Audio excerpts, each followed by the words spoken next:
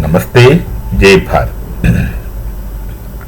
Bharat has changed a lot in the last 10 years.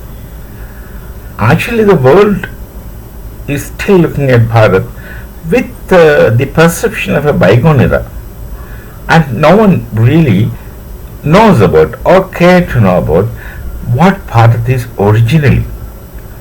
Bharat is a culture, if Sanskriti, as we say in Sanskrit, because culture is inappropriate, Sanskriti can't be translated into culture, but for want of another term.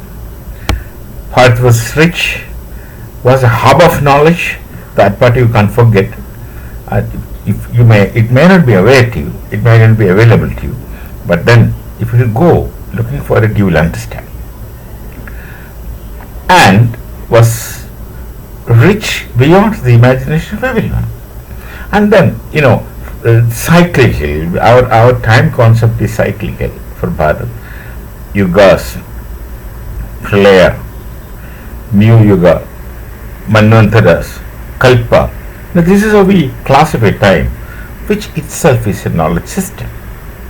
So, this rise and fall are built in time.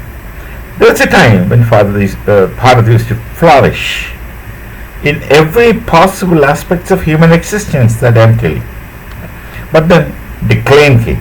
Decline came not because of our internal problems, the decline came because of the invasions from outside. And just imagine what attracted the invaders to reach Bharat, basically wealth. From Muhammad bin Qasim and before that the Iranians, and then of course through all kinds of invasions for at least for more than 1,000 years. That has impoverished our nation. All forces operating in Bharat were at destroying our vitality and strength. Just look at other societies, other civilizations in the world. Invasions had completely transformed such societies in very, very less time. Look at the Greeks. I'm just only talking about Greeks, not about many others. All other nations are examples in front of you. The Greeks, they had the great religion of Hellenism. Today, the religion is, as I understand, extinct. They had philosophy, which is no more the case. So, such is the impact of invasions. And look at Iran, Turkey, all those nations, they have lost their identity through invasions. They have all got converted themselves into a different religion. One of the instruments which the invaders used is religion which they used to bring in. And that has completely destroyed the originality and the civilization of that place wherever they went. In much, much lesser time than what they had existed in Bharat. Now Bharat is more than 1,000 years of outsider ruling, and yet nothing significant had happened to our identity, our originality, our knowledge tradition, and of course our dharma. So this is a steadiness of Bharat, stability and consistency of this society. But then this society is terribly underestimated from that time onwards by the world. Similar underestimation is seen with the US, because that's in the front. That's why everyone underestimates Bharat. Only gradually, very slowly, some people are beginning to understand that this society is distinct in its own way. We don't claim superiority, we don't insist, we don't impose on others, we don't try to take any other person's property possessions, we don't involve in other people's matter at all. We will just mind our own business. And when you come to us, it's always welcome from Bharat. Ask the Jews. You come, you're always welcome. Ask the Jews.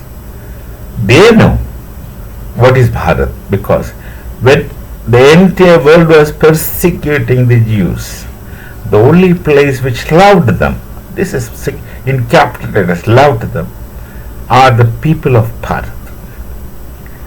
So this gradually people are trying to understand.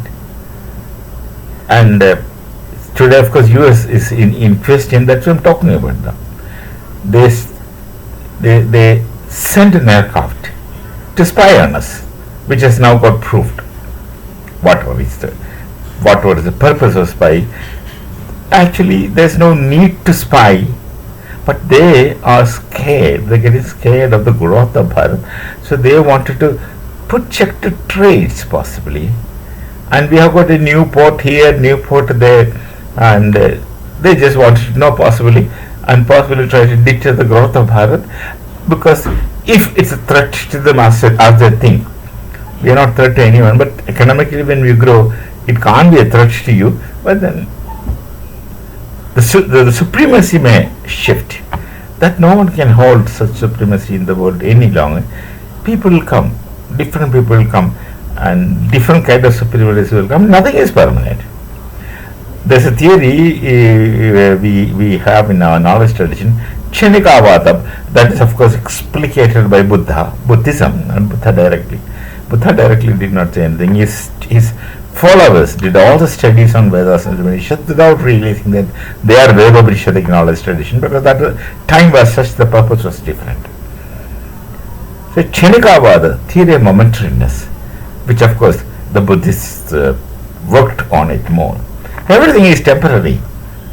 Supremacy is temporary, riches are temporary, superiority is temporary. Today someone, tomorrow someone else. You can hold on to this forever. That's a wrong notion of man who thinks that you should hold on for this. Of course, you may try to hold on it for as long as possible. You may try to extend, of course, naturally for everyone. So I'm just talking about the fighter aircraft. They sent a spy aircraft, recce aircraft equipped with spying equipments, and then they were that the aircraft was landed. 18 days it's still grounded, and many agencies came to at least get the aircraft engine started, cockpit activated. No, neither the Lockheed Martin people nor the other technical staff from US BOP and the Britishers who were originally maintaining the aircraft in their aircraft carrier could do nothing. The aircraft was not budging. Then eventually, as I understand the latest news today, is that they asked the DRDO of Bharat, that's the Defense Research and Development Organization of Bharat, of which our former President, Dr. Abdul Kalam, was director once upon a time before they became president. They asked the DRDO, and in 24 hours time, DRDO started the engine. The cockpit is now working. The aircraft is now working. Whether it is airworthy or not, I am not able to say. But they have started the engines. It's functioning. The DRDO started. How they have started? Still surprised. They can't believe that Bharat is doing it. That's a problem. They can't believe that Bharat is doing. So they are trying to test again. And second time, they sent another spy aircraft. Same F-35. This time not by the British. Not through the British. The British did not do it, as I understand. They have done it at the instance of US. The former case, I'm talking about the now grounded F-35. They sent another one, this time directly from US, which tried to enter the air defense identifying zone of Bharat on a different place. Earlier it was in southern part of Kerala. Southern part of Bharat, which is Kerala, that Trivandrum is at the extreme south point. Then now to Andhra, Bay Bengal, the eastern part. But this time, the aircraft did not really enter the air defense identifying zone, because he was detected much before the entry and got challenged. Then he made a U-turn and escaped. He must have been given strict instruction: do not enter. If they are challenged, move back. So he went off. This is the second time testing.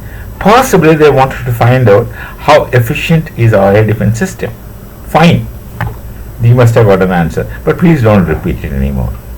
In the meantime, the aircraft that is grounded in Trivandrum has been made into operational in the sense it's working, whether airworthy or I can't say right now. But then US has a positive control of the aircraft, no matter who buys it, no matter who uses it. The core, all those things are there still with them. But all those things are disabled. And now the US has no control of the aircraft. They won't get any data, where it is, what it is doing, how it is flying, so they won't get any data. First thing that is disabled, that is called getting the aircraft out of the loop. They create a loop, and all the aircraft should fly within the loop so that they keep getting information, data. And data, they can do things, but they are very anxious and ambitious about collecting data. So now the aircraft is out of the loop, that US has no more control. This also is done by the DRDO. And that's they can't believe. So they can't believe that we have detected. They can't believe that we have redetected. They can't believe that something that we have done which made the aircraft different. And now they can't again believe that we have started it. And now again they can't believe that we have disabled their loop, brought it out of the loop. Please try to understand. We are not harmful to anyone because we are not interested in the others' matter. We are only interested in our existence and our formidable existence and our self-respect and preserving our identity and our Sanskriti, which is no harm to anyone. Look at the entire world. In many places in the world, there are Hindus who were originally from Bharat. The Hindus who became Hindus, were attracted to the philosophy and way of living of Hindu Dharma, which had not harmed anyone at all. They live peacefully. And the people those who are looking for inner peace do go to Hindu Dharma. They go to Buddha Dharma, which of course is akin to Hindu Dharma, originated from the Hindu Dharma. We consider it as a branch or another version. This is what happens in knowledge. Someone goes to the University of Vikramshila, learns some knowledge, goes back to his nation, it develops it further, goes in a different direction, but that still has a root in Bharat. Similarly, Buddhism has its roots in Sanatana Dharma, Bharati Dharma, which much later people called as Hindu Dharma, not necessarily also. Then the Jain Dharma. They are interlinked and connected. They are distinct.